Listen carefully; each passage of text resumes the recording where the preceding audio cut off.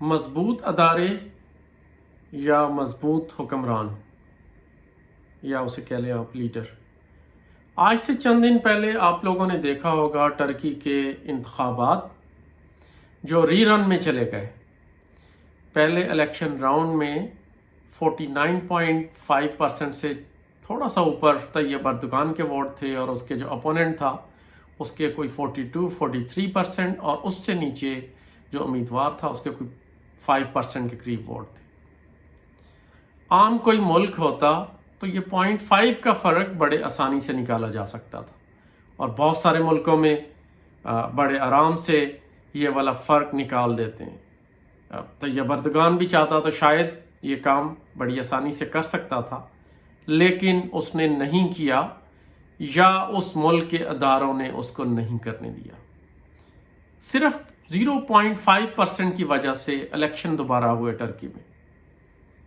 دوسرے راؤنڈ میں طیب اردوغان 53% کے 52.5% ووٹ لے کر الیکشن جیت گیا۔ اس الیکشن میں ایک سبق ہے ہم سب کے لیے، اور ان تمام ملکوں کے لیے جہاں پہ ادارے مضبوط نہیں ہیں۔ اس الیکشن سے ہوا کیا؟ اس الیکشن سے الیکشن کمیشن پر لوگوں کا ٹرسٹ بڑھ گیا، لوگوں کا اعتماد بڑھ گیا۔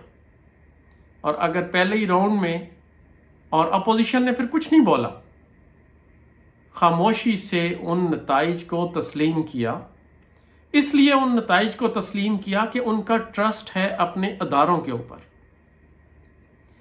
لیکن اگر آپ دنیا کے ممالک دیکھیں، اور افریقہ میں بہت سارے ممالک ہیں، اوباما کی 2009 کی سپیچ مجھے یاد آ رہی تھی آج، جو انہوں نے گھانا کی پارلیمنٹ میں کی۔ انہوں نے کہا کہ افریقہ does not need strong men, they need strong institutions. ہوا کیا؟ کہنے کو تو ڈیموکریٹک کنٹریز ہیں جہاں پہ الیکشن ہوتے ہیں۔ یوگینڈا میں موسوینی بیٹھا ہوا ہے، 30 سال سے زیادہ کا ٹائم گزر گیا۔ بہت سارے اور افریقن ممالک، مگابے تھا زمبابوے میں 30-40 سال تک حکمران رہا۔ جب ان کا دل کیا انہوں نے کانسٹیٹیوشن کو امینڈ کیا اور اپنی ٹرمز کو بڑھاتے رہے۔ اوباما امریکہ کے کم عمر ترین صدور میں شامل ہے، اور اس نے افریقن یونین سے خطاب کرتے ہوئے اس نے کہا کہ میں چاہے فٹ ہوں، اس کے باوجود بھی امریکہ کا کانسٹیٹیوشن، اس وقت وہ سیکنڈ ٹرم تھی اس کی، اس نے کہا امریکہ کا کانسٹیٹیوشن مجھے اجازت نہیں دیتا کہ میں تھرڈ ٹرم کے لیے الیکشن لڑ سکوں۔ وہ ملک جہاں پہ کانسٹیٹیوشن کو اپہولڈ نہیں کیا جاتا، وہاں اسٹرانگ لیڈر اپنی مرضی سے کانسٹیٹیوشن کو بدل دیتے ہیں، اور ادارے کمزور سے کمزور ہوتے چلے جاتے ہیں۔ میرا یہاں اداروں سے مراد ہے 3 مین ستون کسی ریاست کے: ایگزیکٹو، لیجسلیچر اینڈ جوڈیشری۔ جب تک کسی ملک کے 3 ادارے مضبوط نہیں ہوں گے، اس وقت تک وہ ملک ترقی نہیں کر سکتا۔ آج چاہے ہم اکنامک انسٹیبلٹی کی بات کریں، آج ہم پولیٹیکل انسٹیبلٹی کی بات کریں، آج ہم انسیکیورٹی کی بات کریں، یہ تمام چیزیں اس وقت تک حل نہیں ہو سکتی جب تک ہم اپنے اداروں کو مضبوط نہیں کریں گے۔ یونائٹڈ نیشنز کا سسٹینیبل ڈیولپمنٹ گول نمبر 16 وہ بھی اسی چیز کی بات کرتا ہے: پیس، جسٹس اور اسٹرانگ انسٹیٹیوشنز۔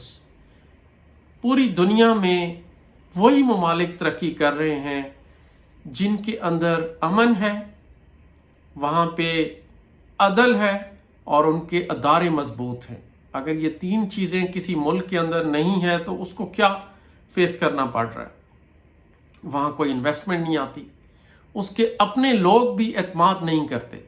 وہ آپ خود سوچیں، آپ نے ایک بزنس کرنا ہے، آپ اس بزنس کرنے کے لیے اپنے بھائی کو، اپنی بہن کو، اپنی کسی رشتہ دار کو نہیں دیکھ رہے ہوتے۔ سب سے پہلے آپ دیکھتے ہیں کیا اس کی ایبلٹی ہے، کیا وہ کمپیٹنٹ ہے۔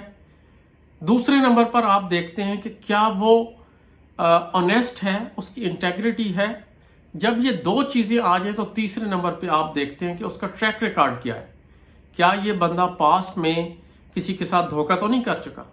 کیا یہ بندہ پاسٹ میں بہتر ریزلٹس اس نے دیے کہ نہیں دیے.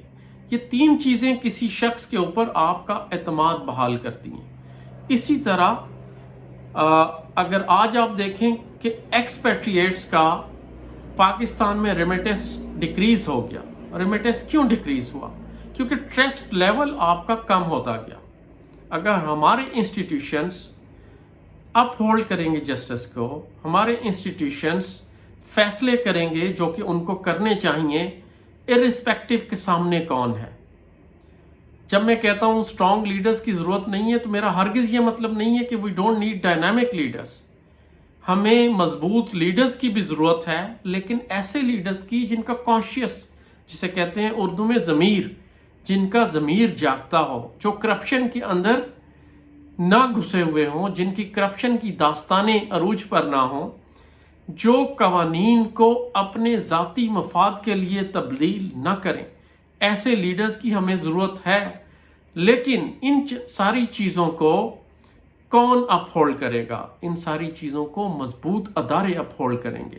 ہمیں ایک ہی ادارہ مضبوط نہیں چاہیے، ہمیں تمام ادارے ملک کے مضبوط چاہیے.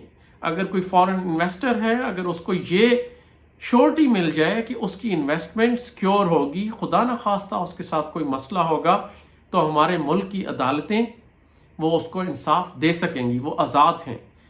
ملک میں انڈیپینڈنٹ میڈیا، ٹرانسپیرنٹ میڈیا موجود ہے. اس ملک کا ٹیکسیشن سسٹم، وہ ٹیکس جس طرح کہتے ہیں نا پنجابی میں انے واہ نہیں لگا رہے، وہ tax as per the rules and regulation لگا رہے ہیں. کیا rule of law uphold ہو رہا ہے کہ نہیں ہو رہا؟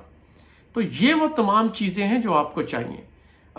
آخر میں ذکر کرنا چاہتا ہوں، حضرت ابو بکر صدیق رضی اللہ عنہ نے جب حلف اٹھایا تو اپنے عوام کو یہ کہا کہ آپ نے میری تائید اس وقت تک کرنی ہے جب تک آپ دیکھو کہ میں سیدھے راستے پہ چل رہا ہوں.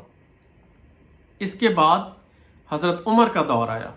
حضرت عمر رضی اللہ عنہ نے ایک قدم اور آگے چل پڑے. انہوں نے کہا کہ تم نے میری تائید اس وقت تک کرنی ہے جب تک تم مجھے دیکھو کہ میں سیدھے راستے پہ چل رہا ہوں، اور اگر میں سیدھے راستے پہ نہ چلا تو تم میرے ساتھ کیا کرو گے. تو جو آڈینس تھے ان میں سے ایک شخص کھڑا ہوا، اس نے کہا پھر تمہارا ہم اس کے ساتھ علاج کریں گے، اور اس کے ہاتھ میں تھی تلوار. اور حضرت عمر بڑے خوش ہوئے کہ بالکل تم ایسے ہی کرنا. اگر تمہیں نظر آئے کہ میں انصاف نہیں کر رہا، میں سیدھے راستے پہ نہیں چل رہا جس پہ مجھے چلنا چاہیے، تو تم میرا اس کے ساتھ ہی حساب کرنا. اب یہاں ایک پیغام ہے ہم سب کے لیے. نہ تو اس شخص کو یہ خوف تھا کہ حضرت عمر رضی اللہ عنہ اس سے ناراض ہو جائیں گے، اس کو اس سسٹم پہ، اس چیز پہ اعتماد تھا جو حضرت عمر نے اس شخص کو دیا. تو کوئی شخص بولنے سے ڈرتا نہیں تھا، کھل کے لوگ بولتے تھے. اور حضرت عمر رضی اللہ عنہ نے بھی اپنے دورہ اقتدار میں انصاف کی وہ مثالیں قائم کی کہ اسی لیے مشہور ہیں حضرت عمر رضی اللہ عنہ کہ سب سے بڑے عادل تھے.